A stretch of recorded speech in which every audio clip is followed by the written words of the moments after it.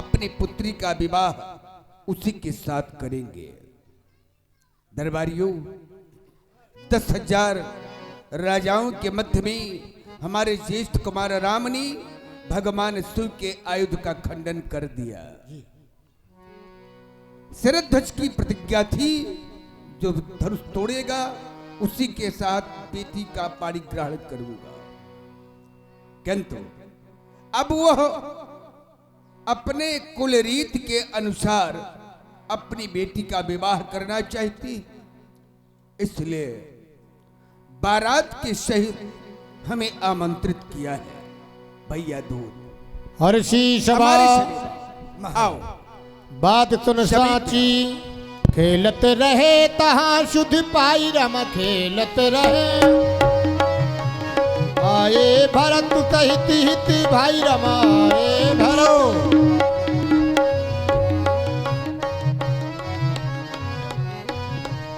आइए आइए आइए आइए। पूछत अति स्नेह सकुचाई।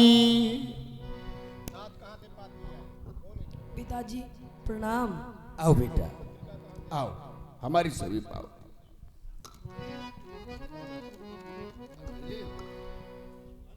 भैया अभी किसी काम में? बेटा भरत, बड़े शुभ समय पर आए हो, अच्छे समय में आए। अभी अभी दूत के द्वारा पत्रिका मिली है, जिसमें तुम्हारे भैया राम का चरित्र लिखा हुआ है। तुम्हारे भैया राम ने महाराज जनक जी के द्वारा की गई प्रतिज्ञा अनुसार मिथिला में भगवान शंकर के आयुध धनुष का खंडन किया है और हमें बारात के सहित आमंत्रित किया है। हम चाहते ये जाकर दोनों भाई शीघ्रता करो, शीघ्र बारात की तैयारी करो। परंतु हम और हमारे भैया निश्चित जाएंगे। जाओ बेटा। तभी न पिदूत निकट बैठा रे, मधुर मनोहरी बचन उचारे। भैया दो महाराज आओ, हमारी और समीप में आओ। हाँ बिल्कुल बिल्कुल, आपके समीप ही आ गया। पत्रिका के माध्यम से ज्ञात हुआ कि हमारे दोनों पुत्र इस समय मिथिला में हैं। बिल्कुल हाँ, पर हमें विश्वास नहीं हो रहा, इसलिए मुनि कौशिक अपनी यज्ञ रक्षा के लिए हमसे मांग कर ले गए। उन्होंने कहा था यज्ञ पूर्ण होने के पश्चात हम दोनों कुमारों को वापस अयोध्या ले आएंगे।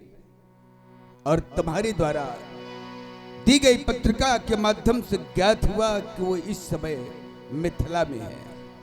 महाराज भैया क्या कहूं,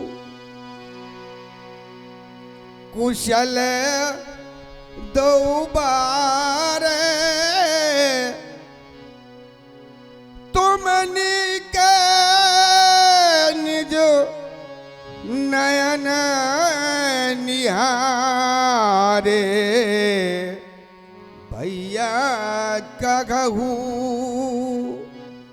भैया दो कहो ना।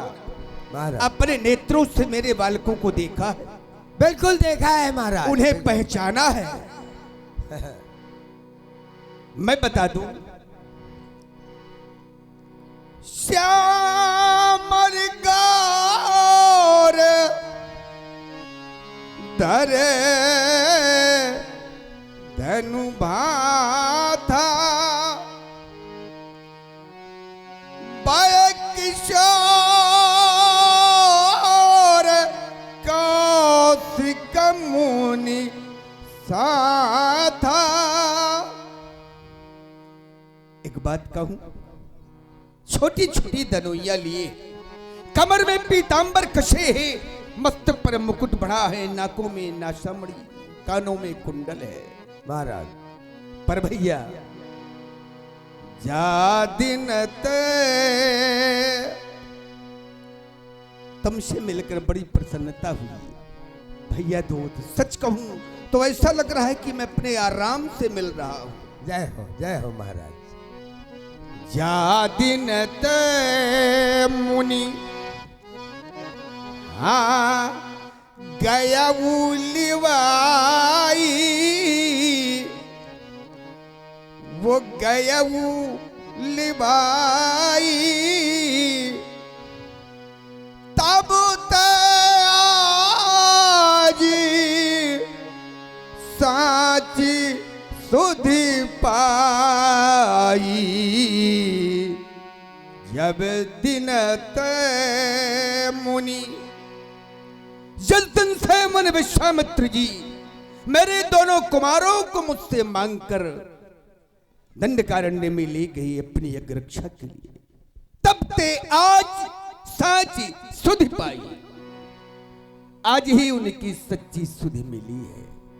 पर भैया चित बताओ कि कागा को विदेहा कौन विद जाने। महाराज श्री जनक जी ने उनको कैसे पहचाना? हाँ कागा को विदेहा हाँ कौन विद जाने, कहू विदे वाह वाह वाह।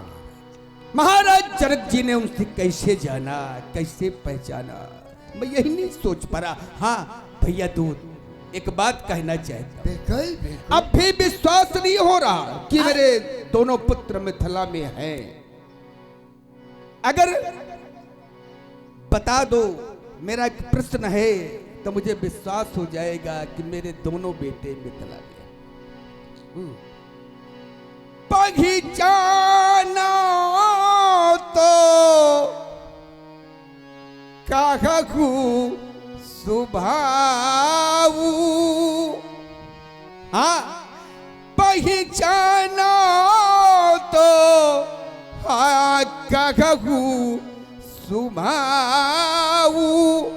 भैया महाराज पहचाना तो हाँ पहचाना तो काहू सुभाऊ, हाँ काहू सुभाऊ। यदि मेरे पुत्रों को जानते हो, पहचानते हो, देखा है, तो उनका बस स्वभाव बता दो, कैसा स्वभाव है। मुझे विश्वास हो जाएगा कि मेरे पुत्रों को तुमने देखा है। शोनी प्रिय बचनी दुवूत मुस्काने। महाराज, आप इस दोस्त से जानना चाहते हैं, पूछ रहे हैं भैया कहा हो कुशल दोई बारे, अब तुमनी के निज नैन निहारे। हे भैया, मैं वैसे दूत हूं और आप तो राजा हैं, चक्रवर्ती सम्राट हैं, लेकिन आज इतना आदर दे रहे हैं इस दूत को, आप इतना आदर दे रहे हैं, इतना सम्मान दे रहे हैं कि भैया कह रहे हैं। भैया जैसे कोई मिले और अच्छा समाचार सुनाए, सूचना, तो वो बहुत प्यारा लगता है। तो कहा कुशल दोई बारी, तुमनी के निज नैन निहारे। हे भैया, मेरे बालकों की कुशलता कहो। अगर तुमने अपने नेत्रों से देखा है, अपने नेत्रों से मेरी दोनों सुकुमारों को, राजकुमारों को देखा है, तो बताओ उनका स्वभाव कैसा है। एक श्याम वर्ण के और एक गौरांग वर्ण के, हाथ में धनुष बाण लिए हुए, कमर में तरकस बांधे हुए। काऊ विदेह कौन विध जाने। महाराज विदेह ने उन्हें कैसे जाना, कैसे पहचाना? महाराज, सुनहु महीपत मुकुट मणि, तुम सन धन्य न कोई। महाराज, राम लखन जिनके तने राम लखन, राम लक्ष्मण जैसे जिनके पुत्र हो, विश्व विभूषण दो। महाराज आप धन्य हैं, राम और लक्ष्मण जैसे जिनके राजकुमार हो उनको कहना ही क्या है। फिर आप कह रहे हैं कि महाराज जनक जी ने कैसे जाना, कैसे पहचाना। तो महाराज पूछे योग न तने तुम्हारे पुरुष सिंह ते हो पूरी उजियारे। आपके दोनों कुमार महाराज पूछने योग्य ही नहीं है, वो तो पुरुषों में पुरुषों में बिल्कुल सिंहवत के समान। जिस तरह सूर्य भगवान को दीपक लेकर के नहीं, बहुत बेस है, हाउ कम करो हेलो, ये बात। जिस तरह महाराज सूर्य भगवान को दीपक लेकर के नहीं देखना पड़ता, वो तो साध में ही प्रकाशवान है, इसी तरह आपके दोनों कुमार साध में ही प्रकाशवान है। महाराज हमारे महाराज जनक जी ने ये प्रण किया, जो वीर धनुष का खंडन करेगा उसके साथ मैं अपनी पुत्री सीता का पाणिग्रहण संस्कार यानी विवाह करूंगा। हमारे महाराज ने यह प्रण किया। सी स्वयंवर भूप अनेका शिवते शुभते एक का। ये प्रण सुनकर महाराज देश देशांतर के राजा महाराजा महिपाल द्वीप के हर देशों के सभी राजा महिपाल आए। यहाँ तक कि स्वयंवर के अंतर्गत रावण और बाणासुर भी आए, लेकिन महाराज धनुष को छुआ नहीं, हारी मानकर अपने अपने राज को वापस चले गए। गम ही सिधारे है तो राज को वापस चले गए। उसी स्वयंवर के अंतर्गत आपके पुत्र श्री राम जी ने धनुष को उठाया और चढ़ाया, इस तरह से खंडन कर दिया जिस तरह एक मतवाला हाथी कमल के जंगल में घुसकर और कमल नाल को तोड़ दे। यानी कहने का मतलब एक हाथी के लिए वो कमल नाल, कमल डंडी क्या है, कुछ नहीं। इसी तरह राम जी ने धनुष को तोड़ा और धनुष टूटते ही महाराज घोर शब्द हुआ और उसी क्षण उसी समय भार्गव परशुराम जी का भी आगमन हो गया। परशुराम जी का आगमन हुआ? हाँ महाराज। तो कुछ हुआ होगा। अरे महाराज जो ही भार्गव परशुराम जी का आगमन उस रंगशाला के अंतर्गत, सभा के अंतर्गत हुआ, सभी लोग यानी डर गए, भयभीत हो गए। इतनी लाली पीली आंखें का दिखा रहे थे, दबका रहे थे, राजा तो अपने आप डर गए। फिर क्या हुआ सेवक? लक्ष्मण जी भिड़ गए। अच्छा। राजा जितने थे, हमारा लक्ष्मण? हाँ महाराज आपका छोटा कुंवर लक्ष्मण। तो राजा लोग डर गए परशुराम जी को देख के, लेकिन लक्ष्मण जी भिड़ गए और लक्ष्मण जी से परशुराम जी से बड़ा ही वाद हुआ। बहुत वाद हुआ। लक्ष्मण भी बड़ा क्रोधी है। लक्ष्मण जी बिल्कुल कतई नहीं डरे, न कतई दबे। वाह। हाँ, तो परशुराम जी ने राम जी से कुछ बातें किया। अच्छा। और अपना धनुष दिया और वापस चले गए। बेटा राम को? हाँ अपना धनुष दे दिया और वापस चले गए। ये पाती हमारे महाराज जनक जी ने दिया है। और कहा है कि कह देना हमारा संदेशा महाराज से कि ये मेरी प्रार्थना है कि आप बारात लेकर के जनकपुर चले। दूत बचन